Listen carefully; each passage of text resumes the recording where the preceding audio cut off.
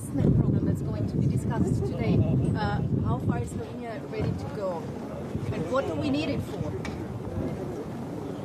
Actually, we needed investment to make strategic autonomy of the European Union to become reality. It's not possible without the investment. And now is the moment when we are all aware of this. And how likely is it that it's going to be agreed today? Today is an informal summit, so we will just take political decisions. Most probably next formal summit this month will take further steps. And then, of course, the Council, in whichever capacity, can take the formal decisions.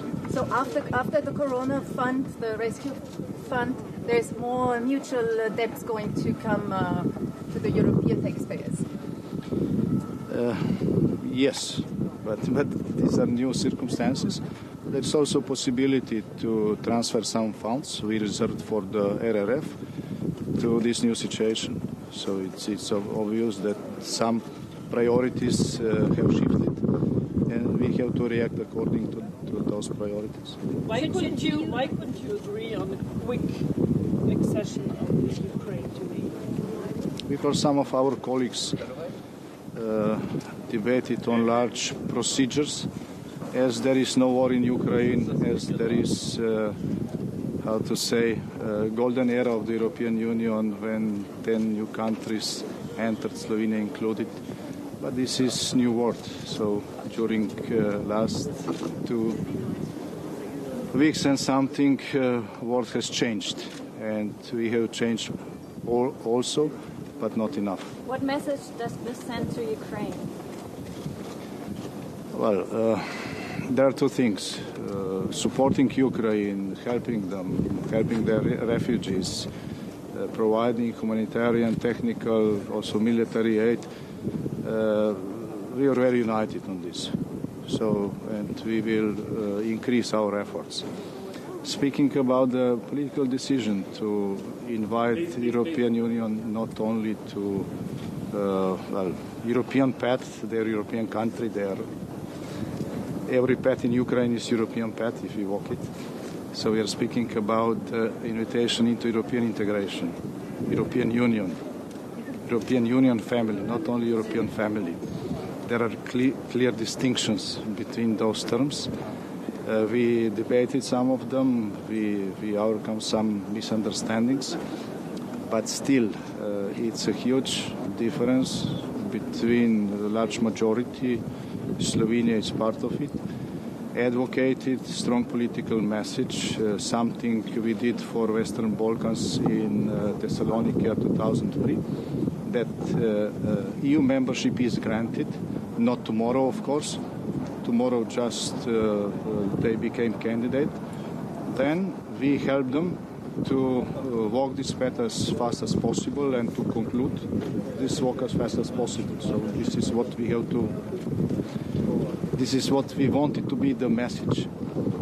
We are not yet there, but I think that we are close to the next summit where we will come to this because the situation on the ground will persuade us. Ste prevedli.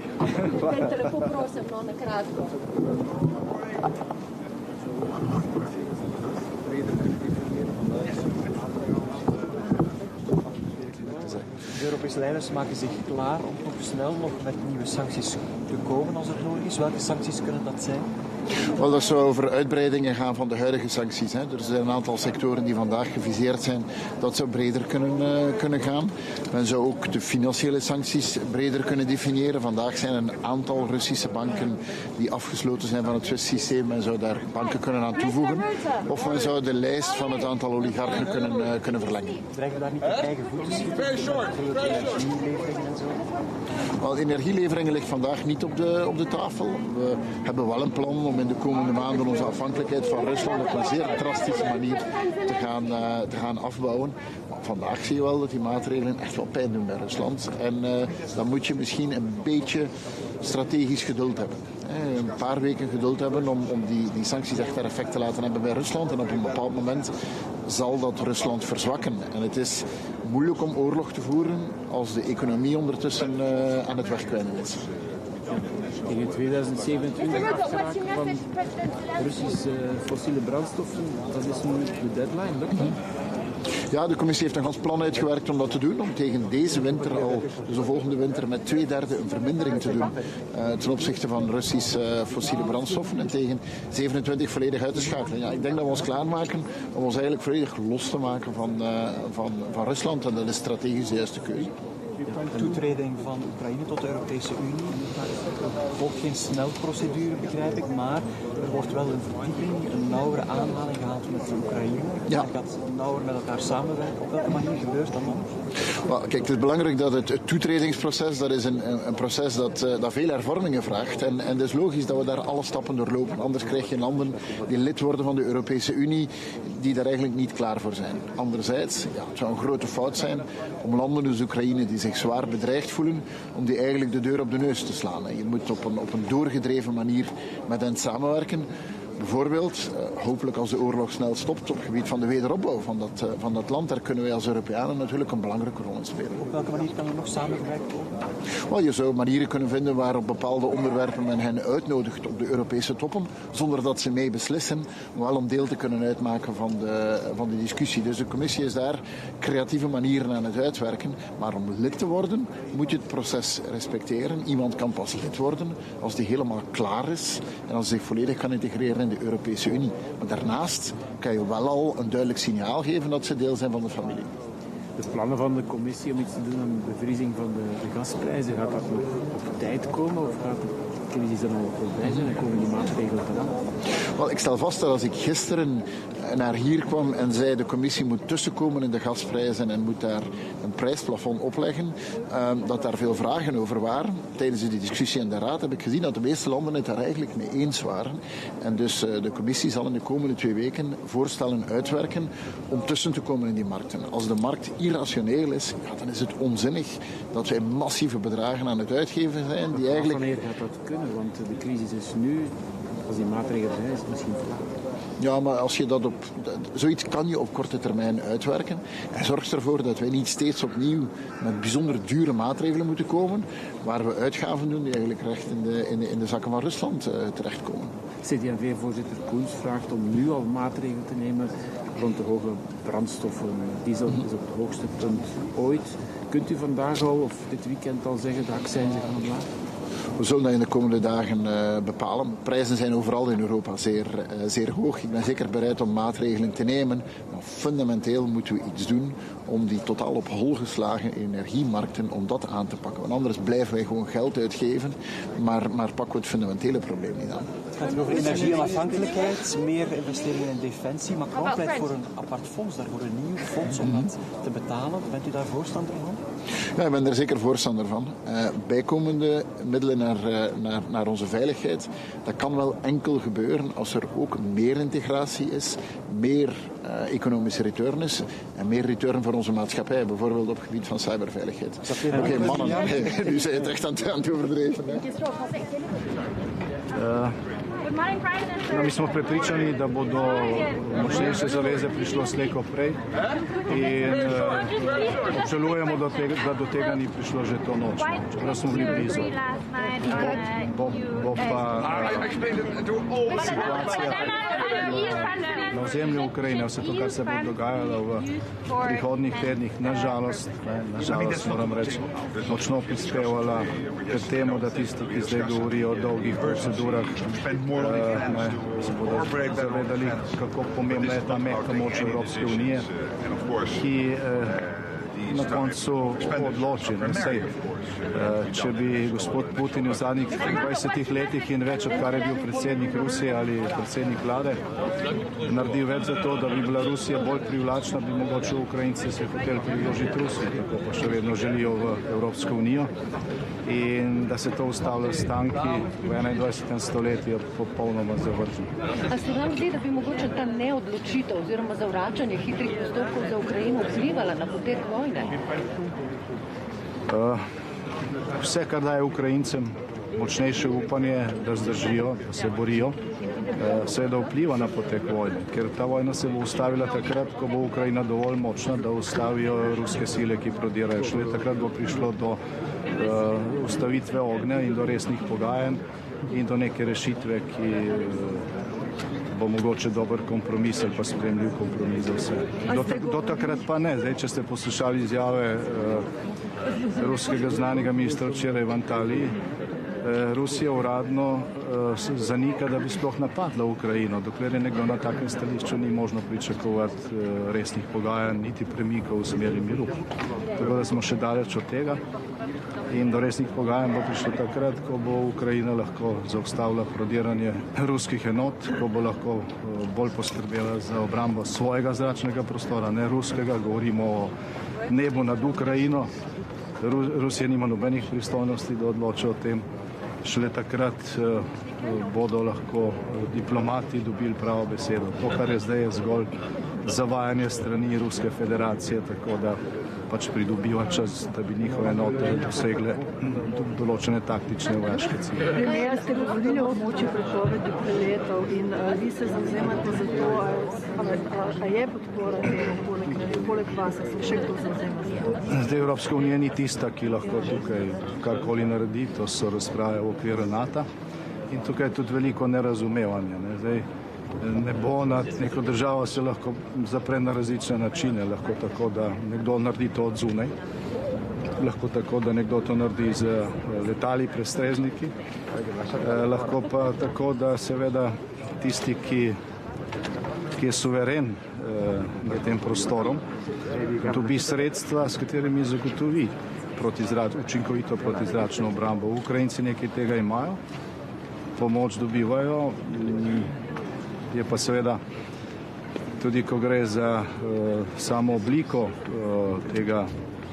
te zaščite neba, veliko različnih modalitet. Lahko je to zgolj humanitarna stvar, omejenega časa, lahko je pa to suvereno obvladovanje tega zračnega prostora, do česar ima vsaka suverena država pravico, tudi Slovenija. In zaenkrat zadeve tečejo v to smer, da Ukrajina postane dovolj močna, da zaščiti vsaj glavna naselja pred letalskimi, tudi balističnimi napadi. Sicer pa, če opazujete situacijo v Ukrajini, Rusija zelo omejeno uporablja najmodernejše letala, ker se jih boji izgubiti. Gre za letala, ki stanejo tam blizu 100 milijonov evrov. Vsaka taka izguba močno oslabi rusko vojaško moč napram temu, s čemer se primerjajo. Tukaj ni primerjave, tukaj so šibkejši. Očitno pa je v Kremlju pač neka miselnost prišla nazaj iz sovjetskih časov, ker mislijo, da se morajo zoperstaviti vsemu, čeprav jih nihče ne ogroža. Tisto, kar ogroža Putina in Rusijo, je možnost nastanka neke normalne, svobodne družbe, kjer se vlade in predsedniki menjavajo, kjer ljudje živeti v miru, blagostanju in svobodi, ker bi to seveda vplivalo tudi na samo situacijo v Rusiji in tudi na to, kdo bo to Rusijo vodil. Lahko sam še nekratko vaš komentar na tisti, ki pravijo, da ima Evropska unija dvojna merila do beguncev. Takojšnja zaščita za ukrajinske begunce po par dneh in do cilje in leta težav za begunce iz drugih neevropskih držav. Kako to komentirate? O tem je bilo v zadnjih tednih veliko razprave. Mislim, da tudi v tem, kar smo slišali včeraj, tukaj vsaj na vrhu Evropske unije ni nobene dileme. Vsi vidimo, da iz Ukrajine bežijo ženske in otroci. Včeraj smo slišali tudi podatek, da je 90% teh beguncev, da so to ženske in otroci. Skratka, da mes niso tisti, ki so kategorija ekonomskih migrantov, ki zgolj izkoriščajo nesrečo drugih, da bi poskrbeli tudi zase, čemur nikomor ni možno zameriti. Vendar pa so tukaj kapacitete omejene. Se pravi, te delitve na to, kdo je migrant, kdo je begunec, komu se res pomaga ali ne, v primeru beguncev iz Ukrajine v Evropi praktično ni. V vseh državah beležijo neko 100% podporo tem humanitarnim ukrepom za pomoč beguncem in to je dobro, kajti bojim se, da bo v naslednjih tednih на европска тла пришло нешто некај милионов, лако прие 10 до 15 милионов бегунцев, че се та војна не бо зауставена. Приправlja se paket novih sankcij, kaj bi lahko vključevali? Izključitev Sberbanke in Gazprombanke iz SWIFT-a? Тука е листа зло долга. Та арзенал ще не е изчерпан. Тъй кај се бо в тем пакету знашло. Тешко речемо, туди заради тега, ker se većina teh sankcij usklajuje tudi preko Atlantika, pa tudi z drugimi državami. Ne nazadnje, ne pozabite, da je na seji Generalne skupštine Združenih narodov za obsodbo ruske agresije na Ukrajino glasovalo 141 držav, samo 4 pa so jo podprli. Hvala. Najlepša hvala.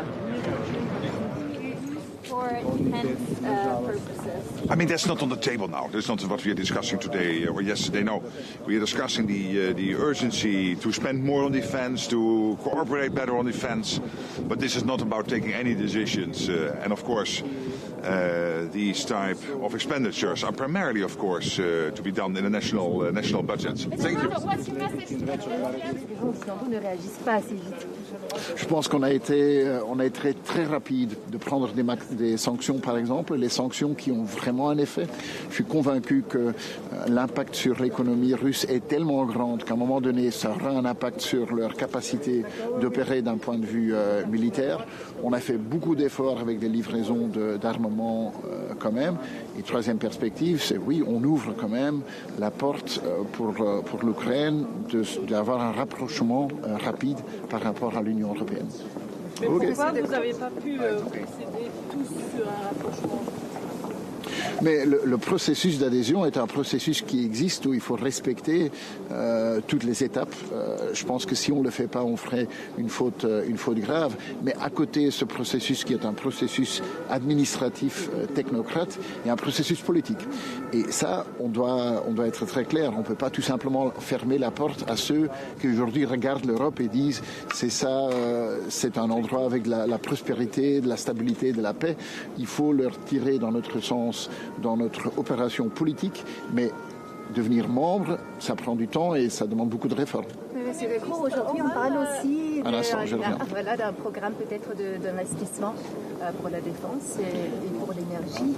Est-ce qu'il est vraiment en train de créer un nouveau programme de sauvetage après celui de EU Rescue Fund? Mais donc, plus d'investissement dans notre défense, tout à fait d'accord, mais ça veut dire plus d'intégration entre les différents pays européens, plus de retombées économiques pour l'économie européenne et plus d'intégration dans notre société aussi, par exemple, par rapport à la cybersécurité. Monsieur le ministre, Orban avait dit que tous les leaders ont acté de ne pas sanctionner oil and gas, c'est vrai? Mais on a un set de mesures qui va très très loin, qui a beaucoup d'impact. La rouble a perdu pratiquement la moitié de sa valeur dans l'espace de deux semaines. C'est des mesures qui vont très très loin. Par rapport à oil and gas, la Commission a été très claire. Pour l'hiver prochain, il faut réduire notre dépendance de 2/3 et puis essayer de complètement se découpler de la Russie par rapport au pétrole et au gaz pour 2027. Bon, allez. Vous êtes d'accord avec ce timeline de 2027? Je pense que ça, c'est quelque chose qui est réaliste et qui va avoir énormément d'impact du côté russe et qui limite quand même l'impact de notre côté. Le but de sanctions, c'est que ça a un impact de l'autre côté et qu'on réduit au maximum l'impact chez nous naturellement. It was exhausting night, like many hours, but this time I think we sent the signal which is crucially necessary for our friends, for our partners, Ukrainians. And this is a message that we are ready to give the perspective. We are ready to start the process. And I think this is very important for them right now because I had the opportunity to discuss this issue with Volodymyr Zelensky many times, and he asked me to do everything what is possible just in order to give the hope to the people of Ukraine. And this hope is related to European Union.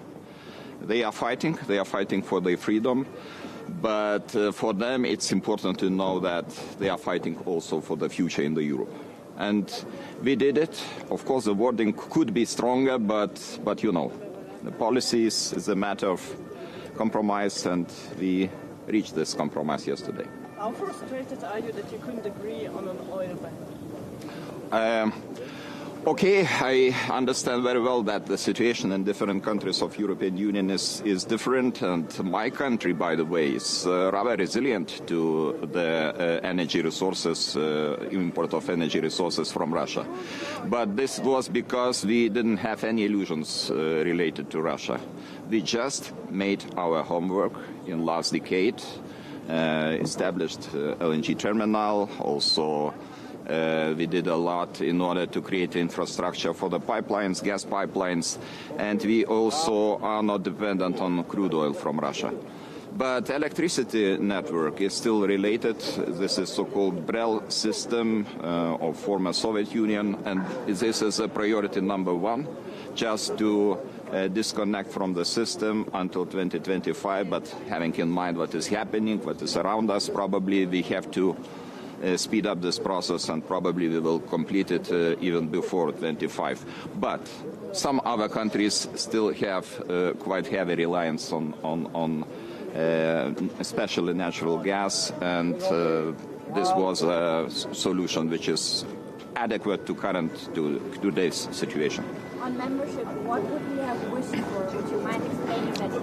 I wish Ukraine gets the candidate status now, but it was a program maximum. It was not possible to get it today, but probably we will come back to this issue later on. Do you understand the arguments of the other side? I understand the arguments are of domestic nature. Some countries have some domestic agenda, have the opinion of society, and they have to care about it. But probably it could be done more. There is slightly flavor of disappointment, but I think we made also a very important step, and we are going forward. This is most important. Not staying in the same place, not going backwards, we are going forward. Thank you very much. Oui, bonjour, vous allez bien? Ça va. Non, trop court. Pourquoi ces discussions sur la vision Il fallait trouver un compromis. J'ai dit qu'il fallait être créatif. On a trouvé ce qui était important, un symbole, un signal vis-à-vis de l'Ukraine, sans oublier la Géorgie et la Moldavie. Et vous savez qu'on est parti de très loin. Il y avait ceux qui disaient qu'il fallait que ce soit tout de suite, d'autres qui disaient que ce sera pour beaucoup plus tard. On a trouvé moi j'ai toujours fait partie de ceux qui étaient au milieu, qui disaient que l'Ukraine a un avenir européen, mais aussi la Moldavie, aussi la Géorgie, mais qu'on a aussi des règles. Je ne suis pas fétichiste des règles, mais il faut les respecter. Si on les oublie, c'est... Quelles sanctions l'Europe peut encore prendre contre la Russie? Ça, il faut qu'on discute. Le but, c'est d'avoir déjà que toutes les sanctions qui ont été décidées soient aussi appliquées. Et on n'est pas non plus fétichiste de sanctions. Vous voyez, je ne suis pas beaucoup fétichiste, mais il faut surtout que ce soit efficace et que ça marche. Et surtout qu'on essaie d'avoir un cessez-le-feu. Moi, si on a des sanctions, pour moi, ce serait important, c'est qu'elles soient subordonnées au fait qu'on dise il y aura de nouvelles sanctions si, en 72 heures ou 3 ou 4 jours, il n'y a pas un cessez-le-feu. Il faut qu'on mette la pression haute et qu'elle soit aussi efficace. Voilà, merci. Mein Auto war da und ich konnte auch nicht einen Stau. 5 Stunden habe ich auf Sie gewartet. Ja, ich hätte nicht das gewusst. Ja, ich habe es Ihnen gesagt. Ja, ich habe nicht alles mitbekommen. Das ist ja nicht wirklich gut gegangen gestern. Doch, wir haben, ja, Sie wissen ja, als wir ankamen, gab es verschiedene Länder, die wollten das alles sofort, anderen überhaupt nichts. Und ich glaube, so wie ich es vorher gesagt habe, war schon Kreativität dabei. Das heißt, dass wir die Beziehungen vertiefen, dass wir auch neue Beziehungen mit ihnen haben, ohne Georgien und Moldawien zu vergessen. Das wäre ein Fehler gewesen. Und indem wir aber auch die Regeln respektieren, steht auch im Text, wir können nicht einfach Regeln über Bord schmeißen. Und so einfach ist es nicht, aber Zeichen ist da, dass da wo ein Willen ist, passiert auch was. Und Das war schon wichtig. Wie soll diese vertiefte Zusammenarbeit jetzt aussehen? Ja, da müssen wir die Kommission beantragen, auch zu sehen, wo wir vertiefen können. Das kann im Binnenmarkt sein, das kann politisch sein. Das soll auch bei der Rechtsstaatlichkeit sein. Also es sind schon verschiedene Punkte, wo wir zusammenarbeiten müssen. Aber es ist nicht, Mitglied der EU zu sein, ist nicht so ein Fingerklicks und dann passiert's. Da gibt es Prozeduren und wie gesagt, ich bin nicht Fetischist von Prozeduren, aber wenn wir die nicht respektieren und wenn wir auch jetzt Georgien oder Moldawien einfach total vergessen, auch die Balkanländer, wie lange warten die schon? Also, was antworten Sie denn Ihren osteuropäischen Kollegen, die ja eindeutig mehr wollten bei Öl und Gas und auch jetzt bei Beiträgen? Ja, EU ist ein Kompromiss und es ist nicht einer, der sagt, was er will, dass er es bekommt. Wir müssen Sanktionen sind schon wichtig, aber wir sehen auch, dass Frieden einen Preis hat. Das sehen wir auch. Aber nachher, die hier sagen, wir müssen neue Sanktionen bekommen, sind die morgen kommen und sagen, wir brauchen mehr Geld von euch. Und deswegen muss man da schon den richtigen Mittelweg finden, damit die Sanktionen wirken, was bewirken und auch nachher nicht jeder sagt, ja, das kostet aber mir zu teuer und ich möchte jetzt vom Topfen wieder was haben. Apropos Geld, Herr Bettel, wir haben ja heute auch hier das Investitionspaket, das diskutiert werden soll, Verteidigung und so weiter, Energie. Was erwarten Sie da und wie weit ist Luxemburg bereit zu gehen?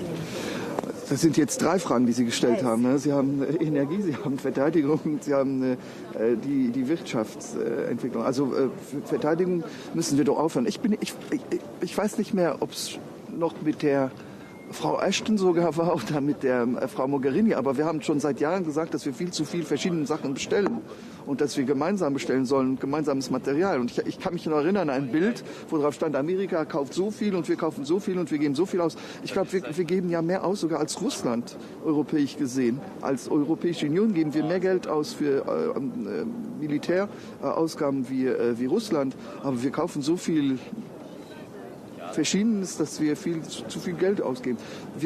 Und es geht auch nicht um die Summe. Ich brauche kein Material zu kaufen, was ich nicht gebrauchen soll. Wir arbeiten zum Beispiel jetzt mit der deutschen Regierung, um Gemeinsames zu kaufen. Wir haben mit den Belgiern Flieger gekauft, wir haben mit Frankreich kaufen wir auch. Ich glaube, das ist schon ein wichtiger Zeichen, dass wir zusammen einkaufen und intelligent einkaufen. Also wenn es nur darum geht, auszugeben, ohne intelligent auszugeben, glaube ich, ist das ein Fehler. Bei der Energie müssen wir auch mehr Independance, Unabhängigkeit auch als Europäische Union haben. Ich weiß, dass verschiedene Leute glauben nicht, dass Atomenergie die beste Lösung ist, aber ich sehe es im Moment, dass erstens, wenn man von Atomenergie redet, wenn eine Zentrale gebaut wird, dann dauert es 10 bis 15 Jahre, bis die fertig ist. Und zweitens, die erste Sorge, die jeder im Moment hat, ist, was passiert mit den Atomzentralen in der Ukraine? Werden die bombardiert? Was passiert? Das heißt, es ist trotzdem eine Sorge. Das heißt, so eine einfache Lösung gibt es nicht. Wir müssen auch da sehen, wie wir mit anderen Ländern, wir haben zum Beispiel Algerien, davon redet keiner, aber da kaufen wir auch viel ein. Wir kaufen Norwegen ja auch ein, etc. etc. Und ich bin schon der Meinung, dass wir sehen sollen, dass wie wir nicht von einem so abhängig sind. Okay, tschüss. Dankeschön, Herr Bettel. Schönen Tag noch. Ihnen auch. Viel Spaß. To increase with another 500 million euros our contribution to the military support to Ukraine.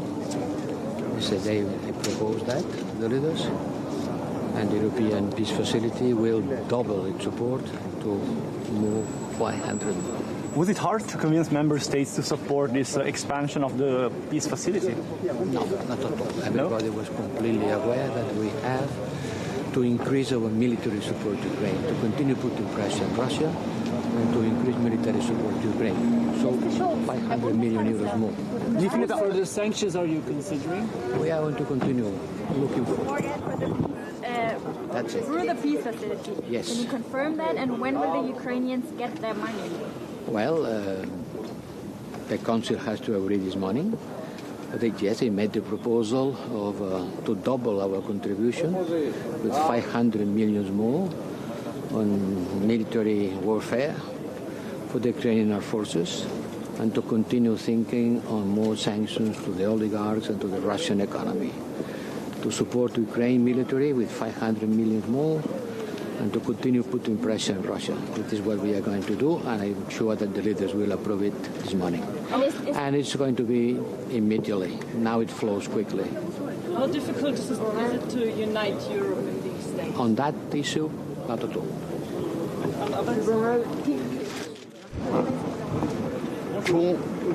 Bonjour, nous avons aujourd'hui un débat extrêmement important. Il s'agit de définir la stratégie pour une Europe plus robuste, plus souveraine, plus indépendante. L'actualité montre à quel point cet agenda est important, il est urgent. On avait démarré cet agenda depuis quelques années déjà. On voit qu'il faut accélérer. Il y a 3 points clés. C'est la question énergétique. On voit bien qu'il y a là un enjeu pour le pouvoir d'achat partout en Europe, un enjeu pour la compétitivité des entreprises. Il y a un enjeu aussi géopolitique, c'est très évident. Et puis l'autre question, c'est la question de la défense, de la sécurité. Comment mieux coordonner nos efforts, comment développer plus d'ambition partagée pour des capacités européennes en matière de défense. Et puis on va continuer à agir sur le terrain de l'innovation technologique pour une base économique plus solide. Merci. Le président, pour financer ces mesures, est-ce que... Er is een sterke steun en het is duidelijk dat Oekraïne lid van onze familie, van onze Europese familie is. Geen twijfel daarover. We zijn vastberaden. We hebben een belangrijke beslissing genomen, zeer snelle beslissing.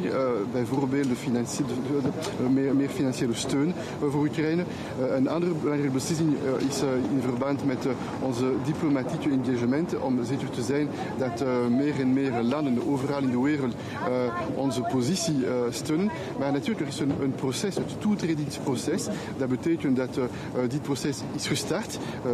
Ik veronderstel dat zeer snel de commissie in staat zal zijn om een mening uit te drukken. En na deze mening gaat de Raad de kans hebben om ook daarover een positie uit te drukken. Dank u.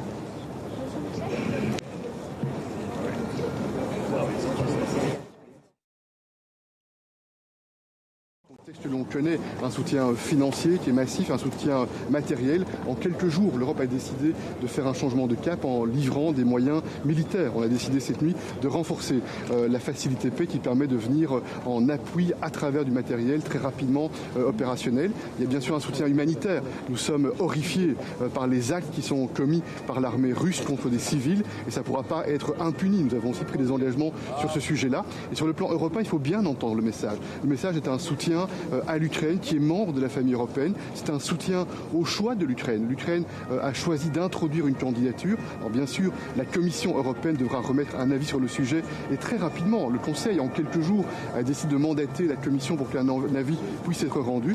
Et hier, j'ai entendu beaucoup de soutien, beaucoup d'engagement pour soutenir autant que possible l'Ukraine dans des conditions qui sont extrêmement difficiles. Et encore une fois, nous disons à quel point nous sommes impressionnés parce que nous savons que l'Ukraine se bat pour son pays, pour son territoire, pour ses enfants, mais aussi pour les valeurs que l'Union européenne incarne. Et nous, on a dit que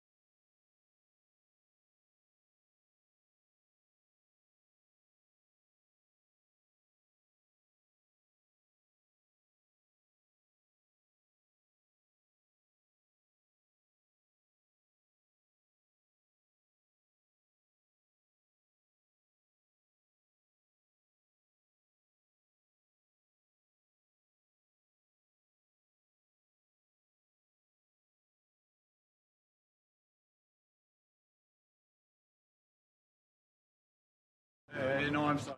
Just very tired. It was a very late evening.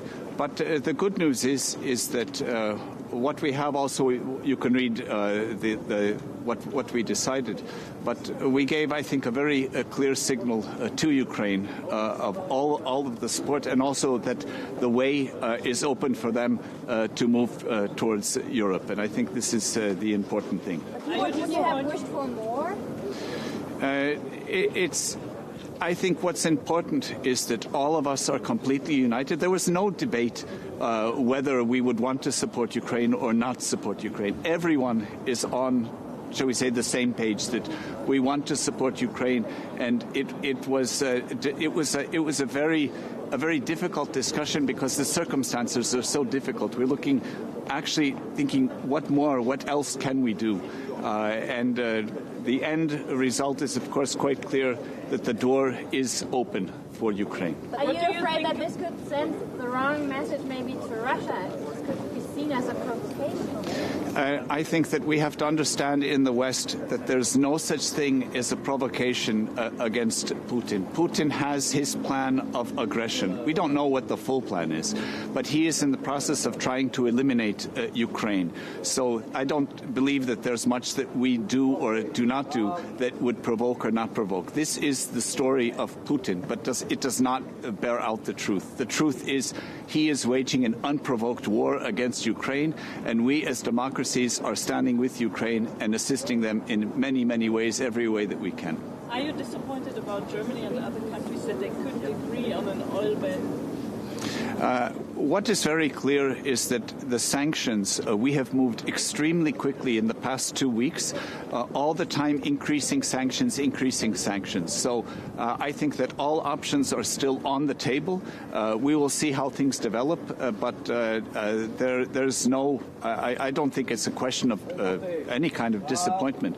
We're all working together, and as the situation develops, so the sanctions become ever more severe. And currently they're actually quite severe indeed for the Russian economy. But wouldn't you wish more unity around the table? I would say right now we have tremendous unity around the table. Thank you very much. Good morning, Prime Minister. How are you? Tired. How was it for you? How did you experience it? I think it was a very positive sign that we got an agreement of a clear path of Ukraine to European Union. I think it was very lively debate, and the result is something that we can be happy with. And today we're going to continue with the defense and energy issues. So in defense, I think everybody has agreed that things have changed since 24th of February, and we should go back to the fundamentals, how we cooperate, what we do on European level, also on defense, whether we procure common capabilities, for example, that are too expensive for any individual state to buy on their own, and how we see the fundamentals of defense in Europe. So continue the discussions. You're talking about investment too. Investments too, yes, so that there should be absolute minimum requirement of this 2% of defense expenditure of the member states' budgets, because it is important. It's not only for those countries who are bordering Russia, for example, but it's for the whole European Union, because we are stronger if every army is stronger, for that matter. Thank you. The candidate's question: would you have wished for more? And now that the EU said we're going to deepen ties, how can we picture that in concrete terms?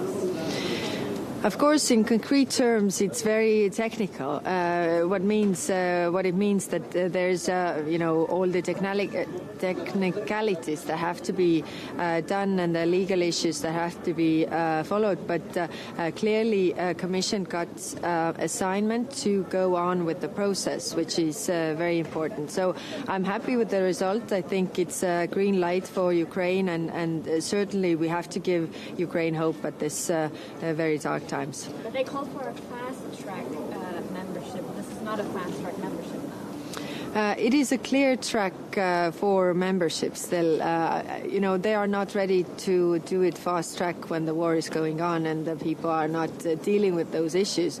I think we all can benefit from more prosperous, more stable and more rule of law based Ukraine. So it takes time, but I think that all the parties involved are also committing to make all the necessary steps as fast as possible. Prime Minister, you're also going to discuss the possibility of a new economic rescue package, if you wish, such as the Corona Fund. How far are the debates going to go today, and how far are you ready to, as Prime Minister of a Euro country, to go? Let's see. I think it all comes from taxpayers' money eventually, and therefore, we should not kid ourselves. I think we should also be very honest with our people that the tough times lay ahead. It is just how it is. There is war going on in Ukraine, and we will also have difficult consequences in our countries. Of course, there are support mechanisms to help those who are most vulnerable, but eventually we can't, pay for everything as it comes from the taxpayers' money. It's the same pocket. Thank you. Thank you very much. Thank you.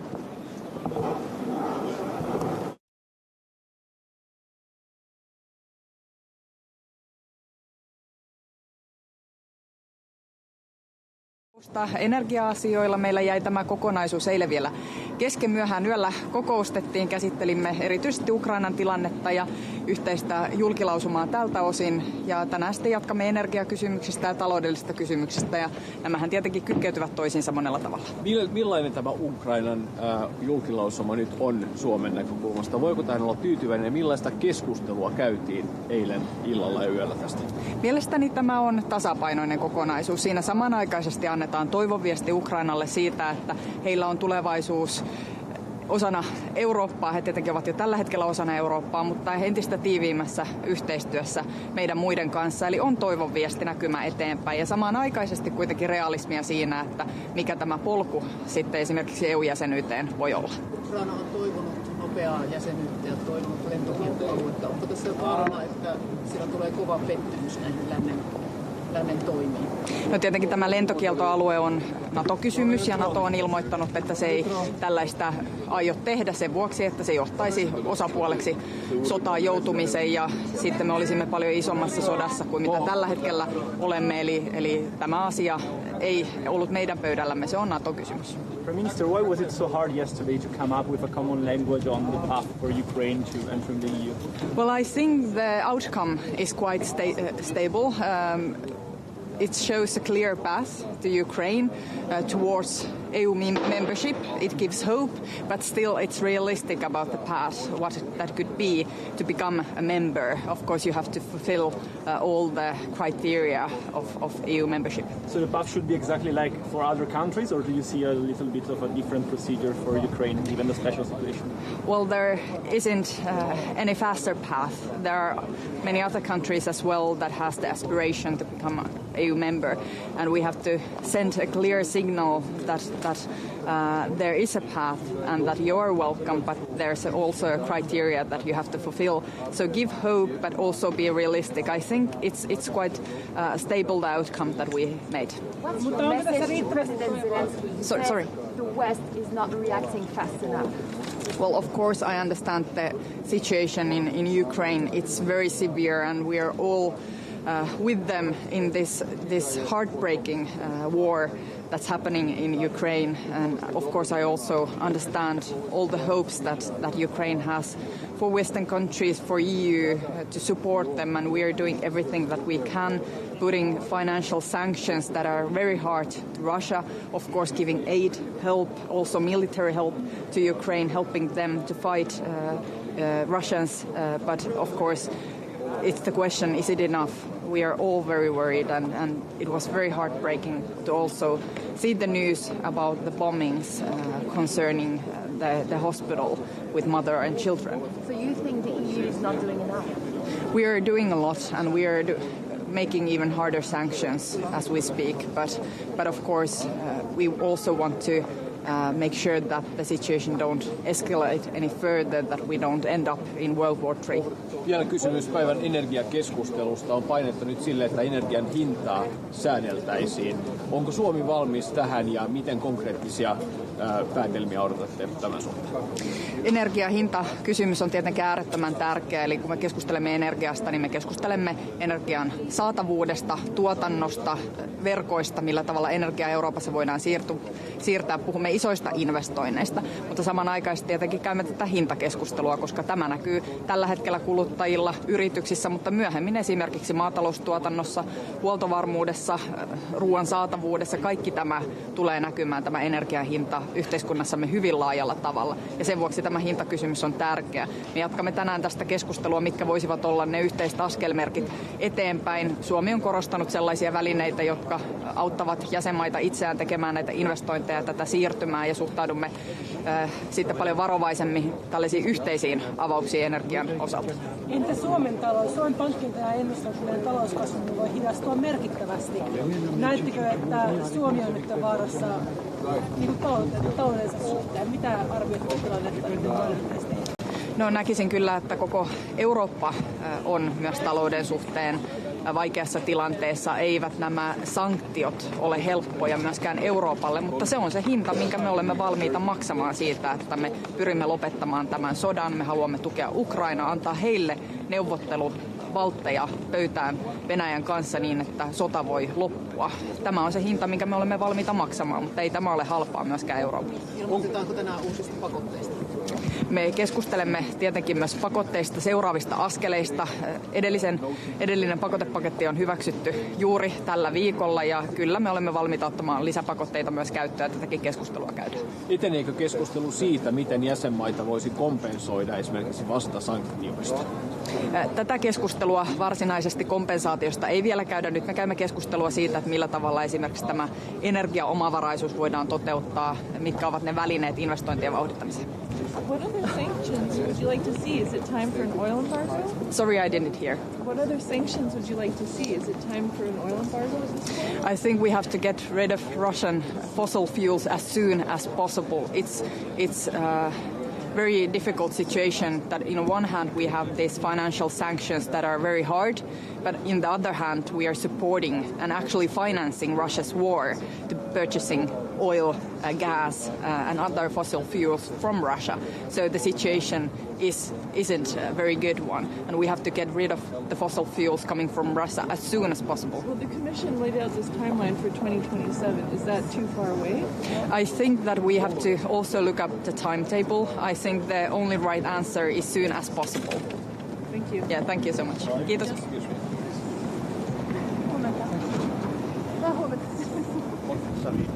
Pa dopustite najprije da se osvrnem na ovo što se dogodilo u Zagrebu. Dakle, kao što je javnost u Hrvatskoj upoznata, jučer je srušena, odnosno pala je besposadna letjelica vojnog karaktera koja je prema saznanjima koje imamo, ja sam danas razgovarao i sa ministrom unutarnjih poslova, ministrom obrane, potpredsjednikom Vlade za nacionalnu sigurnost, sa predsjednikom Republike, gradonačelnikom Zagreba, sa mađarskim premijerom Orbanom.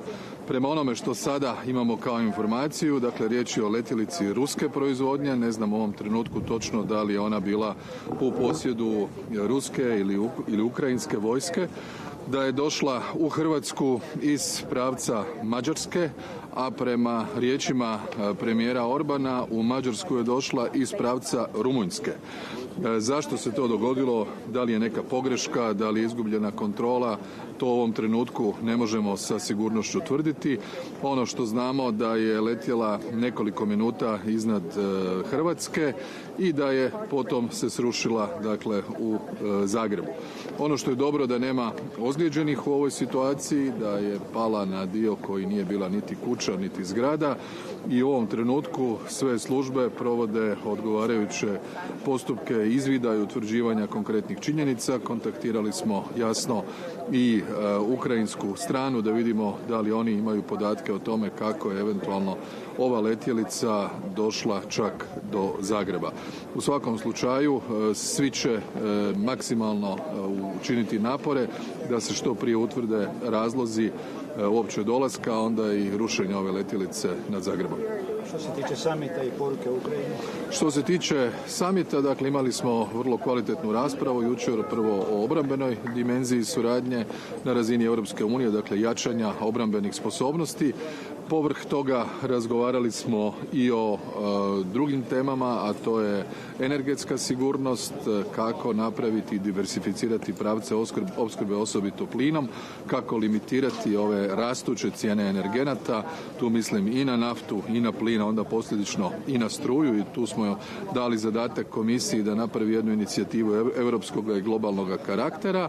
A što se tiče Ukrajine, usvojili smo deklaraciju, ponovili snažne poruke podrške, poruke restriktivnih mjera prema Rusiji, humanitarnu pomoć glede prihvata izbjeglica, a isto tako i konstatirali da je Ukrajina aplicirala za članstvo u Europskoj uniji, da je Vijeće naložilo Europskoj komisiji da pripremi mišljenje, a mi smo s ove političke razine izrazili spremnost da intenziviramo i produbimo odnose kako bismo omogućili Ukrajini da dalje ide prema svom europskom putu. Za Hrvatsku to je bilo sasvim jasno. Bili smo među onima koji su zagovarali pozitivan izričaj, jer smo između ostaloga predsjednik Zelenski i ja potpisali u Kijevu u prosincu ove godine zajedničku izjavu o tome da Hrvatska podupire europski put Ukrajine.